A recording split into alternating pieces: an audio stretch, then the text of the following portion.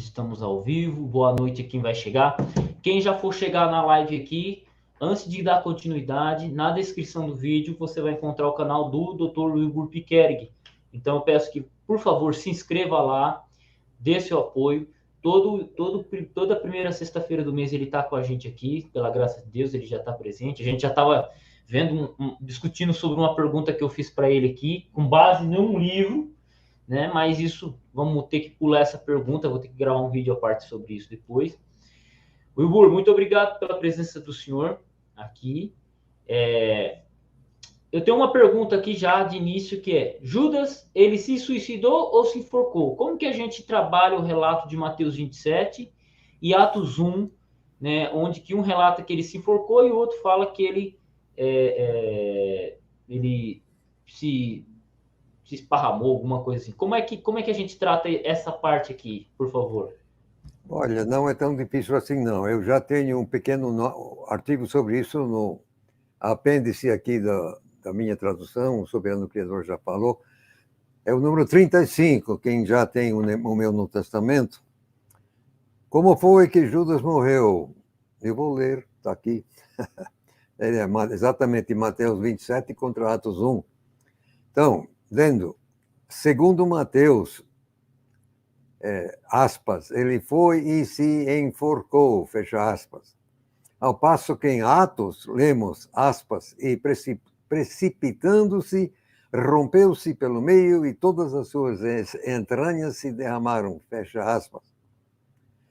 A partir do contexto, fica claro que isso aconteceu no campo que ele comprou, aliás, de forma póstuma. Agora, pense bem, para enforcar com sucesso, tem que ter altitude suficientemente maior do que o comprimento da corda para que a vítima fique no ar, não é? Claro. Só que para precipitar-se, tem que ter precipício. Você terá que pular ou então mergulhar do precipício. Juntando os dois relatos, podemos entender que existia uma árvore perto da beira do precipício, com um galho esticando além da beira. Judas amarrou uma ponta da corda no galho e a outra ponta no próprio pescoço e pulou. Ou a corda ou o galho quebrou. E a altura foi tal que o impacto foi suficiente para rompê-lo no meio. Agora, Mateus acrescenta que, de fato, foram os sacerdotes que compraram o campo, utilizando o dinheiro que Judas atirou no chão lá no templo. E com isso, então, Judas fez a compra de forma póstuma. Mas é essa solução que eu dou, não vejo nenhuma dificuldade. Não tem nem... os dois relatos se complementam, quer dizer, como acontece muitas vezes no texto. Perfeito. Relatar um acontecimento de duas maneiras diferentes por duas pessoas não pode ser tida como contradição. É o que acontece aí, né? Mateus relatou de uma maneira, usou uma palavra, enquanto que Lucas, em Atos 1, ele usou outra palavra, porque são duas pessoas diferentes que fazem o mesmo relato, mas usam palavras diferentes. Não seria isso? Sim, claro. É linguisticamente impossível você fazer uma descrição completa verbalmente de qualquer cenário. Não tem tempo para fazer uma descrição completa. Então, em qualquer relato verbal escrito, então, fatalmente, você faz a escolha. Então, você tem várias pessoas observando o mesmo acontecimento, relatando o mesmo caso, é óbvio que vão utilizar vocábulos diferentes, frases diferentes, vão ter, assim, uma ótica diferente. Paciência, é assim mesmo. Não é contradição, é simplesmente você juntar as peças. Perfeito. É só para complementar isso, deixa eu só pausar aqui que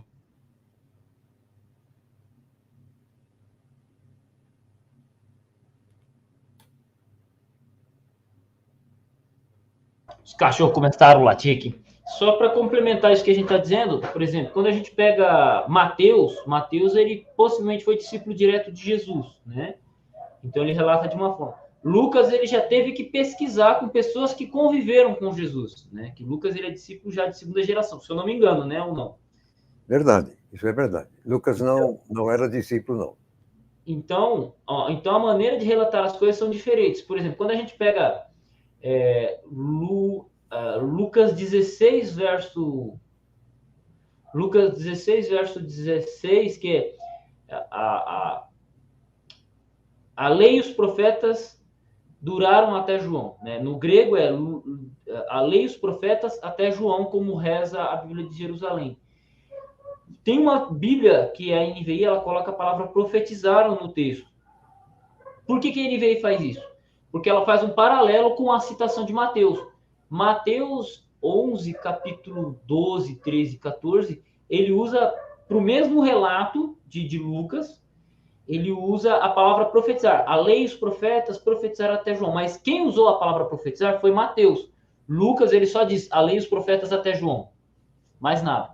Então, a NVI, com base em Mateus, adiciona a palavra profetizar. Mas isso é uma questão que a NVI faz e por aí que segue, né? Mas temos o mesmo relato, só que de duas maneiras diferentes, sem utilização de um verbo e de uma construção um pouco diferente. Só para complementar essa questão, né? Isso é tranquilo. Perfeito. Não tem como contornar, é assim mesmo. Normal. Seria até estranho se houvesse, né, aprimoramento, fosse tudo igualzinho, bonitinho, né? Seria... Olha, veja bem, não haveria nenhum sentido em você ter 4 evangelhos se todos os 4 dissessem a mesmíssima coisa. Para quê? Não tem, quer dizer, se Deus vai inspirar 4 evangelhos, é porque cada um é diferente, cada um traz assim uma ótica diferente, enfim, etc. É por isso que tem 4. Perfeito. E não 5, né? Tem gente aí que gosta de falar dos evangelhos apócrifos, né? Se o senhor souber alguma coisinha depois disso, a gente poder dar uma palhinha para a gente agradece, né? Então vamos então à segunda pergunta, que ela é bem interessante. Esse é um assunto bem complexo, né? Se a gente pegar, por exemplo, 1 Coríntios 14:34 e a gente comparar com Timóteo 2, 8 ao verso 15, lá diz que as mulheres não podem ensinar. Lá diz que as mulheres não podem ensinar e que elas devem ficar caladas, né, na congregação. Só que, se a gente pega o livro de Atos 21, verso 9, nós temos mulheres profetisas. Ué, mas para profetizar, a mulher precisa ensinar, trazer um ensinamento, trazer uma palavra. Mas como é que temos uma mulher que é profetisa? Temos mulheres que são profetisas, mas elas têm que ficar caladas na congregação. Como é que a gente trata essa complexidade, Hugo? Eu queria saber a opinião do senhor. Correto, não tem problema, eu já expliquei isso nas notas de rodapé, mais ou menos, cai lá. Mas eu quero começar minha resposta com Efésios, capítulo 2, e deixa eu ver aqui, verso 20, mas eu vou começar com o verso 19. Pois então, vocês já não são estranhos nem forasteiros, e sim concidadãos dos santos e membros da família de Deus. Atenção, edificados sobre o fundamento dos apóstolos e dos profetas, sendo o próprio Jesus Cristo a pedra angular. Então, vai aqui a minha nota a esse respeito. A verdade que Paulo estava expondo é que em Cristo os gentios se juntam aos judeus na condição de concidadãos e membros da família de Deus, fazendo parte de todo o edifício. Agora, a questão agora é esta: em que sentido pode aquele edifício, a igreja, ser edificado sobre o fundamento dos apóstolos e dos profetas? Essa é a questão. Presumivelmente, os profetas diz respeito aos escritos que compõem as escrituras do Antigo Testamento, o cânon do Antigo, tá? De forma análoga, os apóstolos diz respeito aos escritos que compõem as escrituras do Novo Testamento. isto é, o cânon do Novo Testamento. A questão que eu quero fazer é esta: a nossa fé, a fé cristã, fé com F grande, se baseia em verdade revelada, não em pessoas individuais.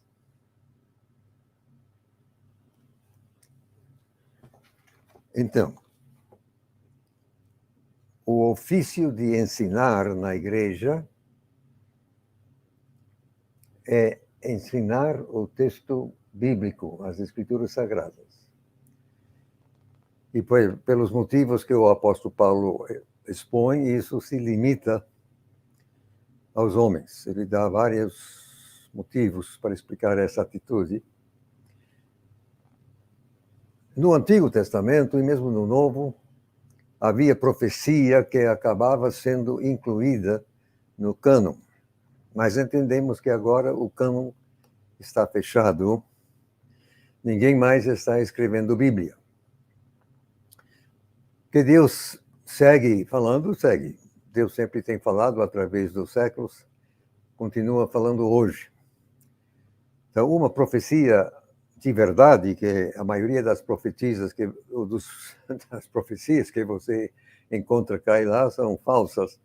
Mas quando existe uma profecia verdadeira, isto é, que é de Deus mesmo, essa profecia terá aplicação limitada, focada e só para agora. Então, eu mesmo já recebi profecia a meu respeito. O que Deus queria de mim. Só. Então, essa profecia não valia para mais ninguém no mundo. Essa profecia era só para mim. Então, é perfeitamente possível alguém dar uma palavra profética assim num culto, numa igreja, numa congregação. Deus pode perfeitamente dar uma profecia que diz respeito àquela comunidade. Uma coisa que Deus está dizendo para aquela comunidade. Não é de aplicação geral. Não é Bíblia, não é para todo mundo. É só para aquele momento e aquela congregação, etc. Então, são coisas separadas. Quer dizer, a exposição do texto bíblico, isso é da competência dos mestres, e na ausência dos mestres, quem faz isso é o pastor. Profecia é outra coisa. Quer dizer, hoje, profecia é palavra específica, é um caso. Deus pode usar uma mulher para fazer isso, bem como pode usar um homem. Então, não vejo nenhuma complicação, nenhuma dificuldade nisso. Quer dizer, ensinar a palavra é da competência dos homens. Profecia pode vir, mas profecia não é palavra. E nenhuma doutrina, terminantemente, absolutamente nenhuma doutrina, nunca jamais deve ser baseada numa profecia de hoje. Jamais. Nunca. Doutrina se fundamenta no texto escrito, inspirado, preservado. Então, não vejo problema. Quer dizer, que existe profecia, existe. Que mulher pode profetizar? Pode. Mas isso não é o ensino da palavra de Deus. Eu faria uma exceção. Bom, o próprio texto diz que mulher não pode ensinar homem. Mas óbvio que mulher pode ensinar mulher. Então, isso acontece. Muitas mulheres têm um ministério abençoado, abençoando outras mulheres, ensinando outras mulheres. E no lar, principalmente, mas mesmo também na escola dominical, nós temos mulheres ensinando crianças. Sem problema. Não tem problema. O que não pode é ensinar homem. Agora, eu entendo que a dificuldade... No texto que você citou, na verdade, existe uma variante textual. Se a memória me serve, o texto crítico corta fora a palavra vossas. Mas a quase totalidade dos manuscritos gregos trazem, e com toda certeza faz parte do texto original. Então, lá vai as vossas mulheres. Então, no caso, fatalmente se limita a mulheres casadas. Essa palavra não diria respeito necessariamente a solteiras ou, vá lá, viúvas. Qual é o problema? eu entendo que o intuito do texto é preservar a harmonia no lar, que é a peça fundamental, tanto da cultura como também da igreja. Pense só um pouquinho. Pense também na natureza do ser humano. Se uma mulher na igreja ensina o marido, aí atravessando a rua para casa, você acha que ela vai se submeter ao marido? A natureza humana não funciona dessa forma. Se a mulher ensinou o homem na igreja, atravessando a rua não vai fazer ela querer se submeter ao homem no lar. Então, visando proteger exatamente a estrutura fundamental da cultura e da civilização, que é o lar, e a ordem e a decência no lar, então temos essa proibição. É verdade também que o apóstolo desfila alguns argumentos. Por que mulher não pode ir? Ele dá algumas... Mormente em Timóteo explica muito bem certas fraquezas que a fêmea tem, que solapa a competência dela para ser mestre da palavra, quer dizer, ter que ter competência para ensinar a palavra, porque o ensino da palavra, obviamente, é uma questão de autoridade. E aí o apóstolo volta mesmo a propósito do Criador da criação. Ele criou a mulher para auxiliar o homem, não para mandar nele. Absolutamente. Na cultura de hoje, as mulheres querem mandar nos homens. Só que estão rebeladas contra Deus nisso. Não é isso que o Criador tensionou e ainda tensiona. Na igreja, agora, hoje em dia, o mundo já tomou conta das igrejas, quer dizer, os valores que tem nas igrejas agora são os valores do mundo. Mas quem ainda segue a palavra de Deus, ou procura seguir, tem motivo para tanto. Então, essa é a minha explicação.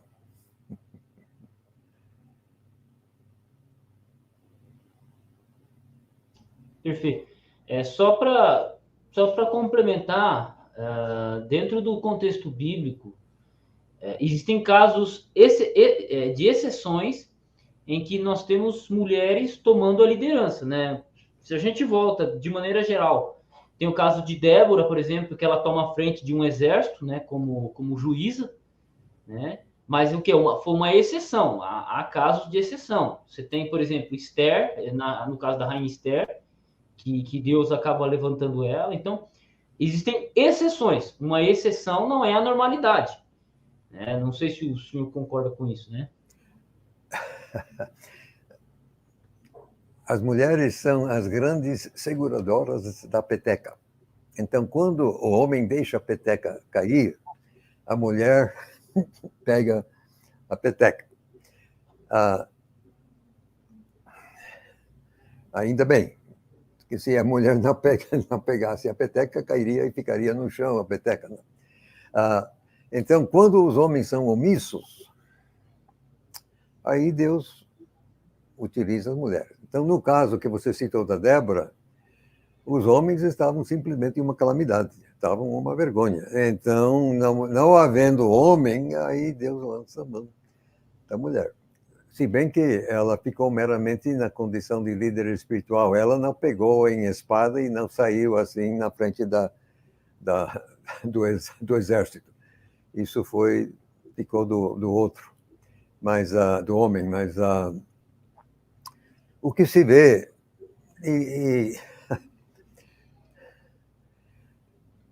calamitosamente nas nossas igrejas evangélicas, o que normalmente mais tem é mulher do que homem. E muitas vezes, como os homens são omissos, fazem questão de não fazer nada, então as mulheres são obrigadas a segurar a peteca e ficam fazendo.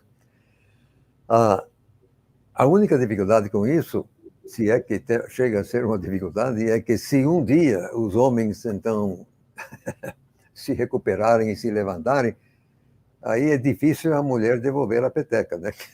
Ela já está acostumada com a peteca, e aí agora devolver a peteca ao homem quando aparecer, aí não é fácil. Mas, assim, mulher que tem juízo maior e ouve a Deus, então fará isso. Se aparecer um homem se dispondo, de fato, a ser responsável e tomar a liderança, enfim, etc. Mas é isso aí. Se os homens são omissos, então Deus Levanta mulheres. lança a mão da mulher para que a peteca não fique de uma vez no chão. É isso aí. Perfeito. Eu particularmente, quando eu frequentei a igreja pentecostal, eu depois, antes de ir para a igreja adventista, a igreja que eu frequentava, a fundadora da igreja era uma mulher, né? Era uma mulher e, pô, e a igreja cresceu, tá seguindo firme, né? E por aí vai, né? Então, e a igreja atual que eu frequento também não, assim, existe o corpo de anciões, né? Existe o corpo de presbíteros. As mulheres podem exercer alguns cargos de liderança, mas o cargo do chamado presbiterato ou ancionato, quem cuida são homens, né? Oh. Acho que nesse ano, no ano passado, foi votado que pode ter mulher anciã também. Mas é uma coisa que leva alguns anos, né? No texto do Novo Testamento, a função de presbítero, ou ancião, ou pastor, é limitado a homem, também diácono. Agora, no texto lá, em Timóteo, que fala das mulheres, eu entendo que há um paralelismo gramatical entre presbítero, diácono e mulher. Então, eu entendo que pode existir claramente o que poderíamos chamar de diaconisas, que também alguma igreja tem diaconisa, a igreja luterana tem diaconisa, por exemplo. Eu entendo isso perfeitamente bíblico, e é só questão de pensar um pouquinho. Tem certos assuntos femininos que não convém homem mexer com isso. Então, um homem aconselhar mulher não sendo a própria é simplesmente desaconselhar. E Satanás sabe muito bem como aproveitar das nossas fraquezas.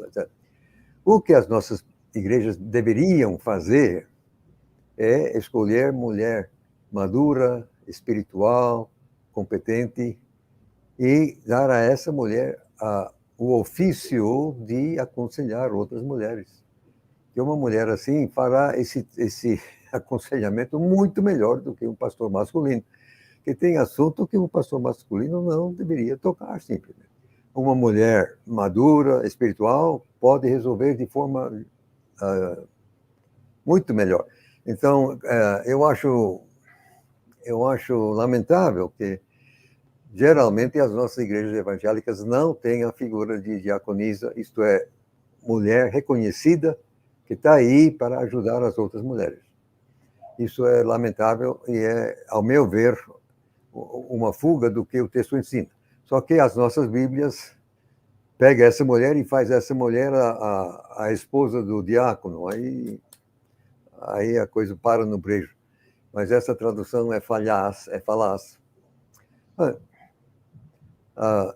Tem muita coisa para as mulheres fazer. Muita coisa. Mas é questão de preservar a estrutura de autoridade. O texto é claro. Deus, o homem, a mulher e depois as crianças. Palavra de Deus. Você pode brigar com o Criador se quiser, né? Está aí. Perfeito. Depois, em uma futura live, se a gente puder conversar sobre a questão de ser masculino, né, de ser homem, essa questão de homem, liderança, eu acho que seria bem legal a gente trabalhar isso, né? Porque tá vindo algumas perguntas aqui, mas elas vão fugir do que eu queria perguntar, porque o que a gente do que eu queria perguntar já foi respondido, a gente já está indo para outros assuntos, né? A gente já comentou na questão de Judas, né? Mateus 27, Atos 1, uma aparente contradição. Aí eu fiz mais uma pergunta para o senhor, né? Existe uma possibilidade da carta aos Coríntios ter sido uma fusão de vários documentos, tipo 3 ou 4 cartas, e ter se tornado 1ª e 2ª Coríntios, e sido nomeado como apenas 2? Isso é possível? Porque essa pergunta eu fiz para o senhor porque eu me lembro de ter lido e ter ouvido outras pessoas também falar, há muito tempo atrás, de que teve mais do que 2 cartas aos Coríntios, né? Tiveram mais cartas de Paulo, só que elas foram fundidas ali, se tornaram a 1ª e 2ª Coríntios, e assim chegou até nós. O que o senhor pode dizer sobre isso para nós? Você concorda, discorda? Que eu saiba, não existe nenhum pingo, nenhum vestígio de evidência concreta que justifique essa hipótese. Não há absolutamente nenhuma necessidade de supor sequer numa hipótese dessas. Normalmente quem levanta esse tipo de coisa são inimigos da Bíblia, que negam a inspiração do texto, que negam que Paulo escreveu. Enfim. Olha, moço, existe alguma lei que diz que você não pode tratar mais de um assunto numa carta? Existe alguma lei nesse sentido? Ora, paciência. Mas é claro, você está escrevendo para uma igreja, que essa igreja é composta de seres humanos, e esses seres humanos têm uma série de problemas e dificuldades. Então, você vai tratando, muda daqui, assunto dali. Qual é o problema? Não há absolutamente nenhuma necessidade de dizer que a 1ª carta aos Coríntios não foi escrita por inteiro por Paulo, que a 2ª carta, idem. Não há motivo absolutamente para tanto. Agora, que Paulo escreveu mais coisas do que estão no cânon, isso é patente. Ele mesmo fala disso. Ele fala de cartas que, obviamente, não estão no cânon. Daí, eu já escrevi muita coisa que não foi publicada. Um profeta que nem Isaías, pode ter certeza que Isaías escreveu muita coisa além da profecia que está na nossa Bíblia. Jeremias, idem. Você acha que esses homens não fizeram outra coisa na vida, não ser escrever aquela carta, aquele livro? Paciência, moço. Então, não há base absolutamente que eu conheça para duvidar da integridade da 1ª carta aos Coríntios, da 2ª carta aos Coríntios, e nenhuma, quer dizer, Gálatas, Efésios, Colossenses, não tem base para você duvidar da integridade de qualquer uma dessas cartas. Perfeito. Aqui eu já vou aproveitar a pergunta do Edgar Brilhantes, né? Quando que o senhor já publicou, né, os seus livros, né? O Novo Testamento Grego, Deus Soberano Criador, já falou, vários livros. O senhor tem alguma previsão de quando eles vão ser publicados aqui para nós, por editoras do Brasil? É segredo? O senhor pode... Aqui está, só que de fato você pode comprar nos Estados Unidos, na Inglaterra, no Japão e na Austrália, mas não aqui. Por que não? Porque no Brasil não existe o equipamento necessário para o tal do self-publishing. É um equipamento muito caro, complicado. Mas você aperta um botão e sai do outro lado o livro assim, com capa encadernado completo. Então não é pouca coisa. Agora, já encaminhamos, já está a caminho a publicação da minha tradução para o português aqui no Brasil. Já está a caminho. E, dessa forma, permitindo o nosso bendito e bom Deus, sem muita demora, talvez alguns meses a mais, quem sabe o Novo Testamento será comprável, adquirível em real, sem você precisar de um cartão internacional, dólar, euro, outra coisa para você adquirir. A dificuldade também é que comprando nos Estados Unidos, só a frete custa tanto quanto o livro, então é um horror. De fato, é triste.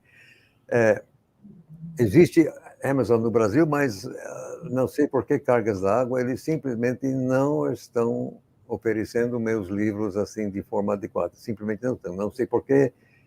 Também é difícil conversar com eles. Então, estamos fazendo por onde contornar a situação, procurando publicar aqui mesmo. Como eu sou o dono da coisa, quer dizer, o tal no Amazon, o tal do self-publishing, quer dizer, por ser publicação própria, então eu posso publicar aqui também, isso não é problema, porque eu sou o dono da bola. Então, é isso que estamos fazendo.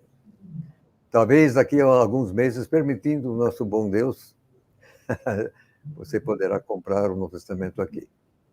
Também me parece que já vai sair o Novo Testamento grego pela Família 35. Eu vi uma publicação pela editora Semeadores, né? Aí é o Novo Testamento grego. Isso, em grego. Que é uma Aí coisa o que a grego. galera. Isso, que a galera pede bastante, né? Pede bastante, só que, como tá só pelos Estados Unidos e o dólar 6,40, 6 e pouco, coitado de nós, né? É triste, que realmente é muito difícil. Eu reconheço isso. Né? A gente tem que fazer o que dá para fazer. Perfeito. Temos aqui também uma pergunta do Francicério. Ele fez uma pergunta, ela é simples de responder. Eu já respondi ela, mas vou deixar o senhor responder. Existe algum papiro ou pergaminho bíblico mais antigo que os sinaíticos e os vaticanos? Existem, assim, fragmentos, não? Acho que o Novo Testamento inteiro, mais antigo, é exatamente o sinaítico. O Vaticano está faltando vários livros no Testamento, mas tem a maior parte no Testamento. Eu acho cá comigo que o Codex W é mais antigo, mas só tem os 4 evangelhos. Então você tem o papiro 66, papiro 75, papiro 45, papiro, que são 200, 250, 300, são mais antigos, mas não tem mais do que alguns capítulos. Nenhum deles tem sequer um livro inteiro. Exceção feita a papiro 72, que tem, acho que as 2 cartas de Pedro e Judas por inteiro. Isso aí é do século III, me parece. Então, simplesmente, do Novo Testamento inteiro não tem nada mais antigo do que o sinaítico. Perfeito.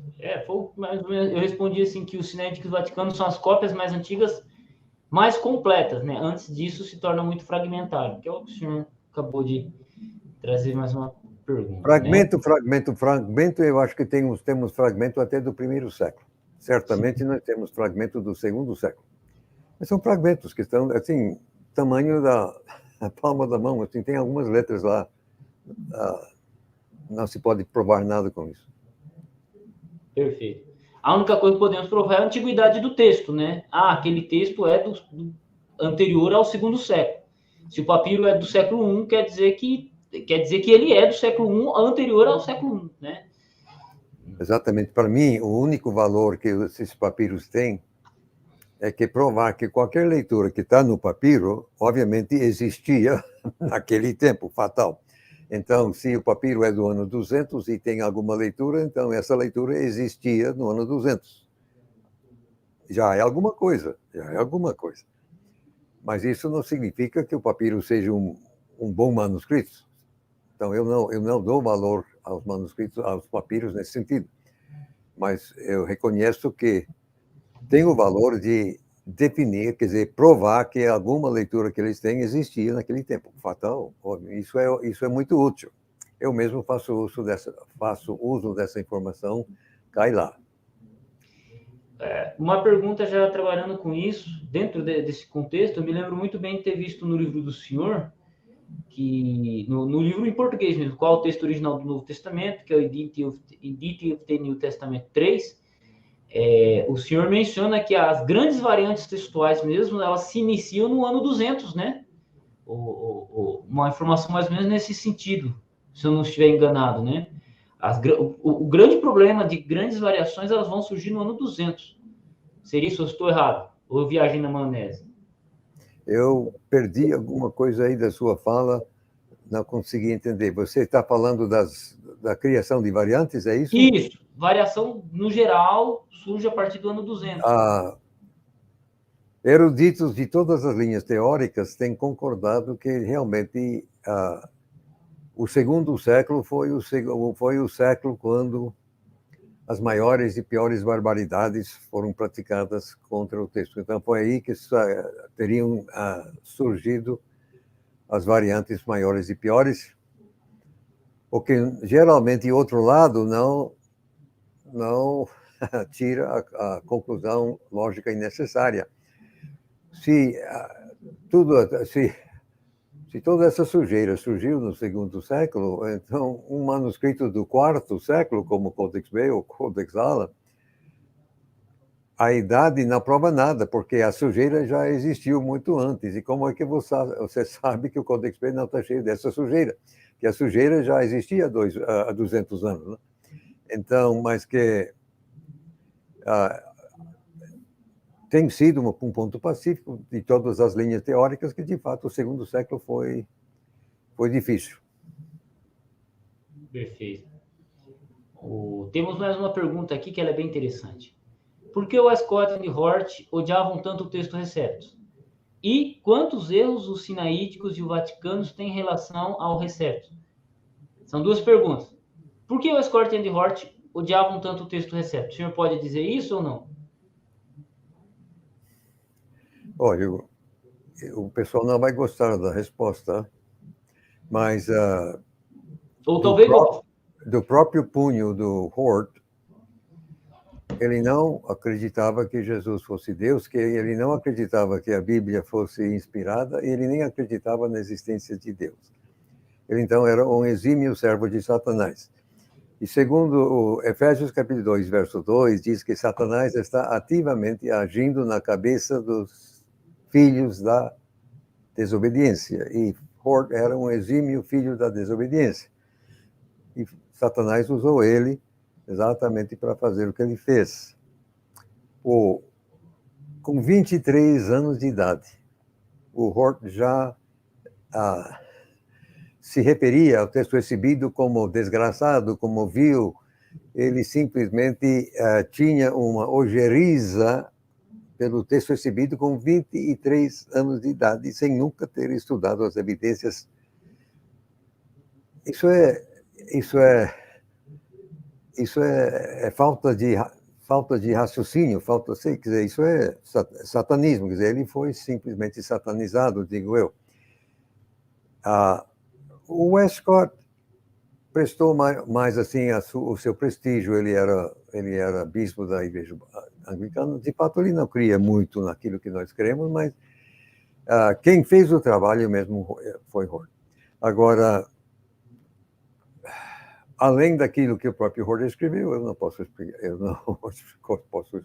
explicar por que ele odiava tanto o texto recebido, que odiava, mas por quê? Só se explica no terreno espiritual, porque o texto recebido, de fato, não é um mau texto. Foi o Novo Testamento da Reforma Protestante, e na providência divina foi um texto adequado. Não é perfeito, mas também não é ruim. É adequado para todos os efeitos práticos. Agora, os erros em sinaítico e vaticano, em relação ao texto recebido, isso é difícil, porque só nos 4 evangelhos, o Codex Aleph e o Codex B discordam entre si mais de 3.000 vezes. Então, texto recebido, a parte, tem nada a ver com texto recebido. Eles estão brigando entre si mais de 3.000 vezes nos 4 evangelhos.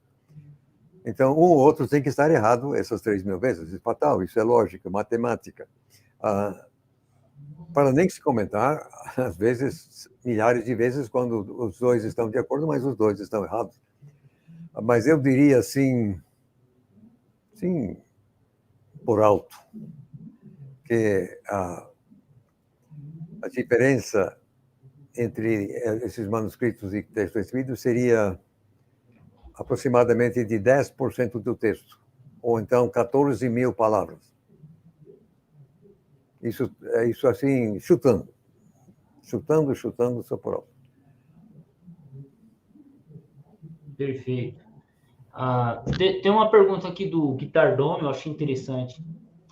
Paulo, ele escreveu alguma carta aos Laodicenses, mas aí o senhor tem alguma informação sobre isso? Parece que o texto diz isso, né? Quer dizer, parece que, não sei se foi Colossenses, uma das cartas, ele diz, olha, vocês devem passar esta carta para os Laodicenses e eles devem passar a carta dele para você. Essa informação está dentro do texto preservado, parece-me que sim. Só que nós não temos cópia disso. Se não temos essa cópia, então se perdeu. Nós não temos essa carta. Mas também ele certamente escreveu outras cartas, porque em Coríntios ele já fala de uma terceira carta que ele escreveu para os Coríntios e nós Se perdeu ao longo do tempo. Por quê? Quer dizer, nem tudo que Paulo escreveu foi inspirado. Pense só, por quê? Quer dizer, não, claro que não. Perfeito. Eu vou pegar aqui a pergunta do Felipe, né? Jesus mudou a Torá quando ele diz, ouviu o que foi dito, mas eu vos digo. O que o senhor acha dessa pergunta? Não. Quando ele diz, ouviu o que foi dito, isso não foi Torá. Isso foi o blá, blá, blá dos rabinos. Mesmo assim, antigamente, Jesus nunca contradisse os 5 livros de Moisés, nunca. Aliás, ele sempre citava como de maior autoridade. Então, quando ele diz, vocês ouviram o que foi dito, mas isso já está na cultura, na tradição, mas não era no Torá. Perfeito. Tem uma pergunta do Moisésão, que ele trata sobre Lucas 22, verso 39 a 46. A variação textual vai estar nos versos 43 e 44, que aparecem entre colchetes. O que o senhor pode nos dizer sobre essas duas variantes? Eu até esqueci de colocar essa aqui de pergunta para o senhor ontem. Mas exatamente qual é o problema? É porque elas são colocadas com 2 colchetes no Mystery Island 28. Quais o verso outra vez?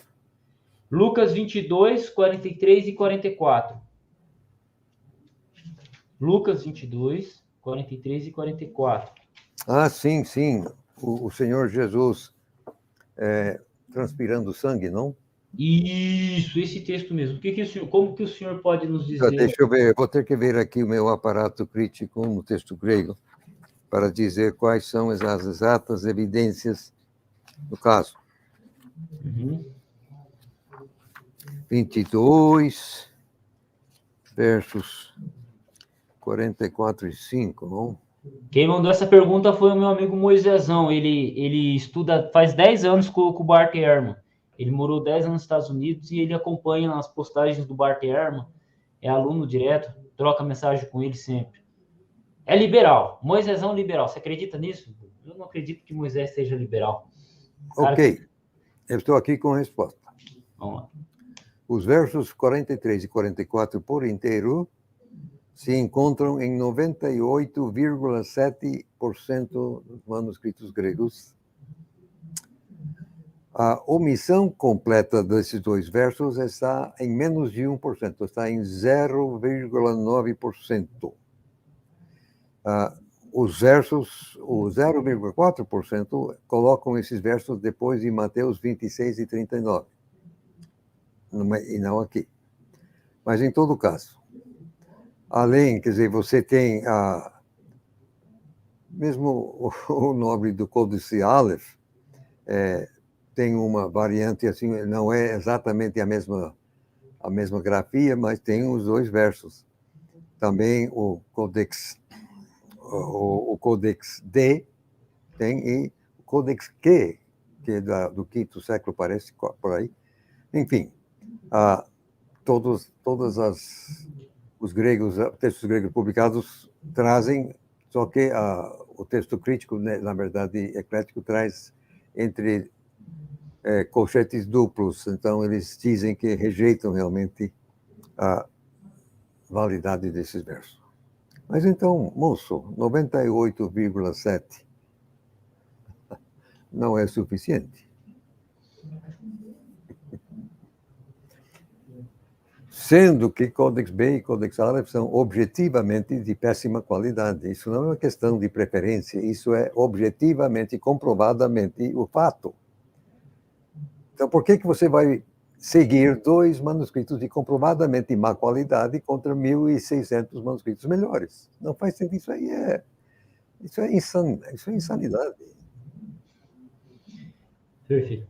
Aqui temos uma pergunta do senhor Miranda, desigrejado. Ele é um desigrejado, mas é gente boa, acompanha a gente, é um amor de pessoa, carioca. Ele tem uma pergunta muito simples. O senhor já parou para analisar de perto a tradução Novo Mundo ou não? O senhor teve tempo para isso ou não? De perto o quê? A tradução Novo Mundo, a tradução dos Testemunhas de Jeová. O senhor já analisou ela de perto, nunca leu? Não, eu nunca tive tempo de analisar, mas também não via por que perder tempo. Porque como eles rejeitam a divindade de Jesus, fatalmente Satanás vai... Eles também utilizaram o texto eclético, crítico, de propósito, porque o texto eclético solapa a doutrina da divindade de Jesus. Não acaba com ela, mas solapa. E, obviamente, então, para as falsas testemunhas de Jeová, interessava utilizar um texto que já ajudava eles. Mas, assim, uma análise maior, não, para quê? Seria uma perda de tempo. Certo. Temos aqui também uma outra pergunta do Miranda, que é: qual a sua opinião sobre as obras de Bart Ehrman? Bart Ehrman Isso. nasceu num lar cristão, num lar evangélico, e foi criado no evangelho. Mas aí ele foi estudar com Bruce Metzger, e Bruce Metzger derrubou a fé dele. Então, em toda a sua vida profissional, o Bart Ehrman tem sido inimigo do texto do Novo Testamento. Um exímio servo de Satanás, ao meu entender. O senhor pode repetir, que eu acho muito interessante o jeito que o senhor pronuncia essas palavras. Um exímio servo de Satanás. Exímio, dos bons. Tanto que agora, ninguém tem que gostar, ninguém tem que concordar. Eu estou dizendo aquilo que eu entendo. Uhum. Mas que Bruce Metzger destruiu a fé dele, destruiu. Eu acho que foi se não fosse os livros do senhor hoje, o livro Qual o Texto Original do Novo Testamento, talvez eu teria seguido com dúvidas acerca do Novo Testamento em si. Minha opinião, o que eu acho é desconhecimento dos pregadores ao expor explicações sobre o texto bíblico. Por quê? Imagina, Wilbur, você cresceu a vida inteira na igreja, eu vou dizer o meu contexto, todo o meu tempo de igreja, eles diziam, não, a Bíblia é um livro confiável, a Bíblia é isso, a Bíblia é aquilo. Aí quando você entra na área da crítica textual, você entra na área que vai comparar manuscrito, você começa a perceber que você tem manuscritos com variação de leitura, o cara fala, mas peraí, tudo que eu ouvi, isso era uma coisa que me incomodava, tudo que eu ouvi dos pastores até hoje não bate com a evidência documental. A questão o primeiro ponto é esse. E o segundo ponto é como encarar essas evidências. Que nem o senhor encara as variações textuais de maneira positiva. De maneira positiva. Opa, tem variação, mas você tem um grau de concordância maior. Você tem um grupo de manuscritos. Atualmente, hoje, o senhor tem um grupo de manuscritos que tem uma transmissão mais específica. Isso aí é encarar a evidência de maneira positiva. Só que, por outro lado, quando você pega uma obra do Bart Ehrman, você pega outros críticos textuais, eles vão demonstrar de maneira quase que negativa isso. E aí, meu amigo? E aí o cara sozinho, desinformado, com pouca informação, cai nos braços do capeta e sai. Eu acho que é isso que aconteceu com o Bart Ehrman, de certa forma. O assunto foi apresentado para ele de maneira muito dura, que gerou uma contradição com a fé que ele tinha. Né? Eu não culpo o Bruce Metzger, e não culpo a igreja, mas eu culpo mais a igreja dele do que a Bruce Metzger, porque a igreja apresentou para ele de uma maneira e ele não teve maturidade para lidar com isso. Seria essa a minha opinião. Você tem que entender, irmão, que Satanás cuidou de estragar a igreja evangélica do Brasil desde o começo.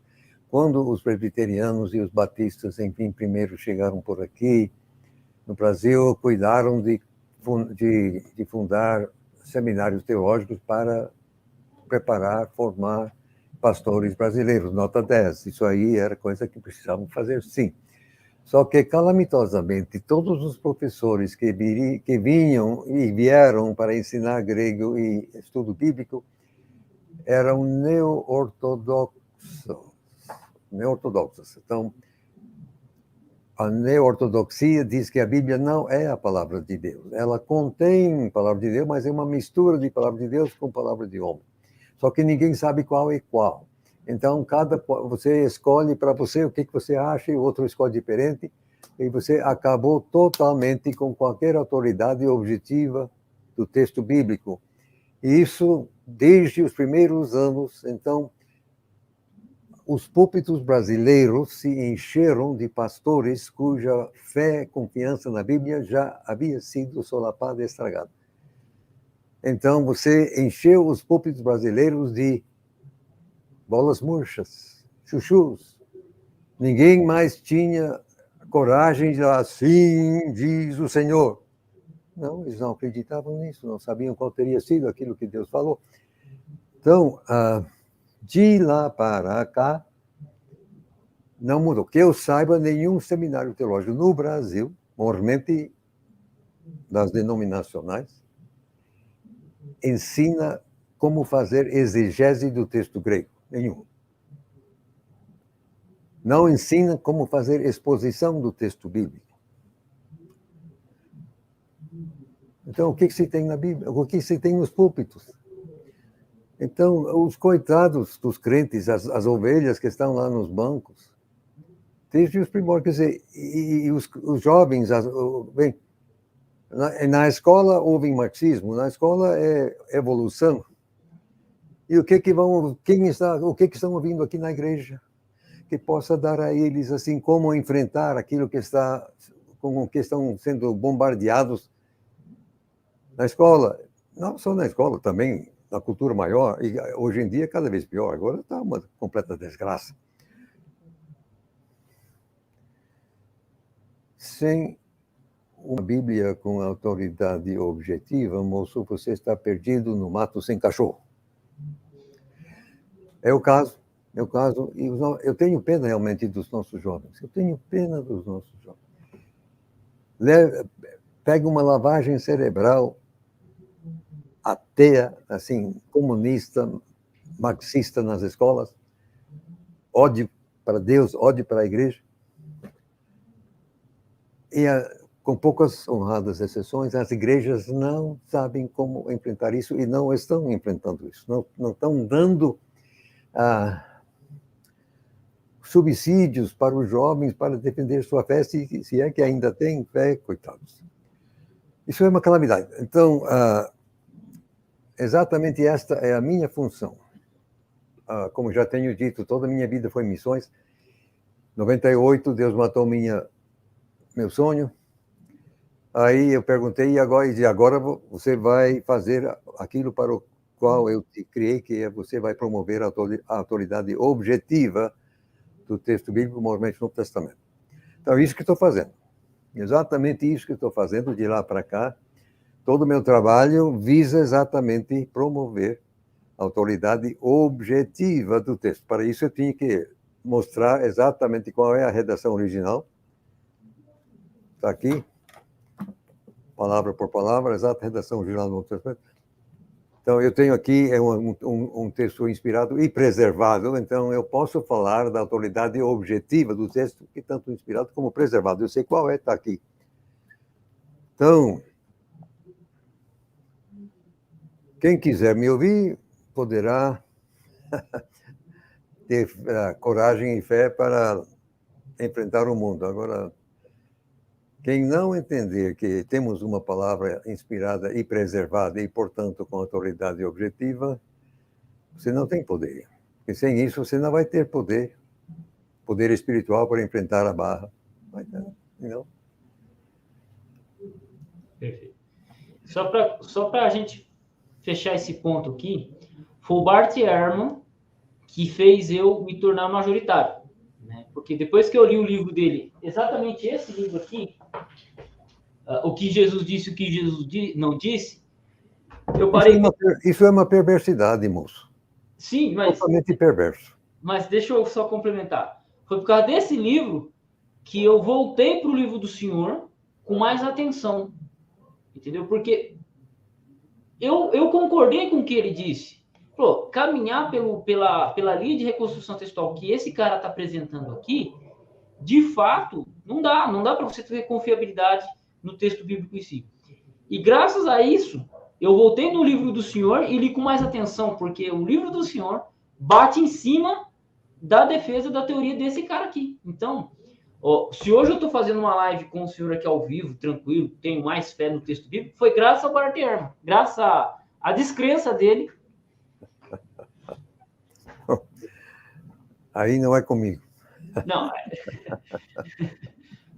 Então, se estamos batendo um papo aqui hoje, é culpa do Bart Ehrman.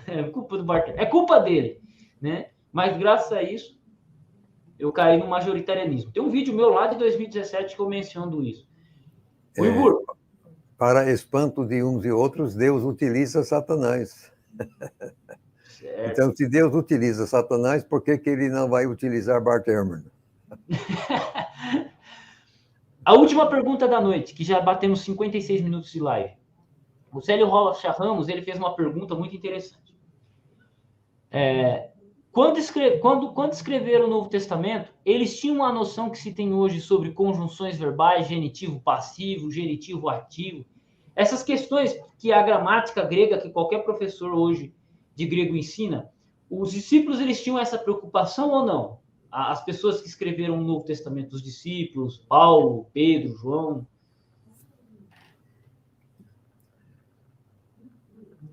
Quando você aprende qualquer língua como a sua língua materna, ou depois mesmo assim uma segunda língua, o seu cérebro internaliza as regras fonológicas, morfológicas e gramaticais e semânticas da língua. Você não precisa de um professor para dizer, tem caso aqui, caso ali, blá, blá, blá, tá. O seu cérebro já analisa a língua para efeito prático para você poder utilizar. Então, os autores do Testamento não precisavam de um professor de grego para ensinar essas coisas. Além do mais, se foram inspirados pelo Espírito Santo, como eu creio, o Espírito Santo sabia escrever bom grego, com certeza, e ele não iria se confundir quanto aos casos, enfim, etc. Mas isso é uma falta de como... Eu sou linguista a nível de PhD. O pessoal não entende como é que a linguagem funciona. Você utiliza a sua língua instintivamente e utiliza corretamente sem nunca ter analisado. Você pode pegar... eu que já morei com índios na selva, os índios purinados. Olha, nunca houve escola... entre essa tribo, nunca houve ninguém para ensinar como é que se fala a língua puriná, mas todo mundo falando aí numa boa, perfeitamente. Por quê? Porque é assim que você aprende, é assim que você usa uma língua. Qualquer um. Não tem problema, isso aí não é problema. Isso o Fernando Saussure, ele trabalha bastante, né, no curso de Linguística Geral, né? Até eu tenho amigos que estudam linguística e eles sempre comentam, né? Você tem línguas que não tem gramática. O senhor mencionou aí a língua dos apurinãs. Mas você não tem uma gramática. Existe a gramática, mas não existe a língua. A língua ela existe independente da gramática escrita, né? A gramática escrita ou descritiva. Né? Toda língua tem fonologia, toda língua tem morfologia, toda língua tem gramática, todo mundo tem, toda língua tem semântica. Se alguém nunca escreveu, paciência. Mas que existe, existe. Não existisse, você não poderia escrever uma gramática escrevendo uma coisa que não existe. Você escreve uma gramática escrevendo uma coisa porque existe. Exatamente. É a lógica básica. É claro, né, Célio, que quando a gente vai estudar o grego hoje, a gente usa de maneira instrumental. Os discípulos, eles viveram no auge do grego koiné. Né? Se a gente parar para analisar o período em que o Novo Testamento é escrito, Você tinha pessoas falando grego, né, fluente. Paulo falava grego fluente. Você tinha ali na região da Galileia, do norte da Mar da Galileia, você tinha Decápolis, que o grego ali era falado fluentemente. Você já tinha regiões de helenismo muito forte, acima da Decápolis, você tinha lá na região da Turquia, do que hoje é chamado de Turquia, o grego corrente. Você tinha a Grécia ali do outro lado do mar Mediterrâneo. Você tinha o Egito para baixo.